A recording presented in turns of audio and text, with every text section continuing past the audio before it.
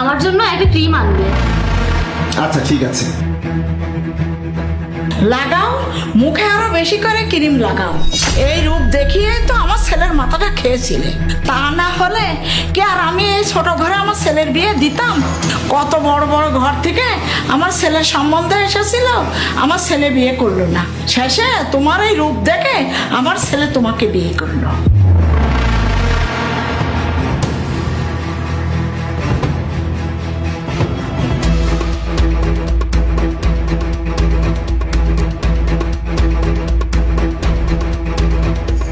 এই নাও তোমার ক্রিম। আমার কোনো ক্রিম লাগবে না। লাগবে না? তাহলে আনতে বলেছিলে কেন? এখন যেহেতু এনেছি নিতে বলছি নাও। এক কাজ কর, বউকে সাজিয়ে গুজিয়ে আলমারির ভিতর তুলে রাখ। কারণ বউর তো এই রূপ বাদে কিছুই নাই, না পারে কোনো কাজ, না পারে কোনো বাপের বাড়িতে কিছু আনতে।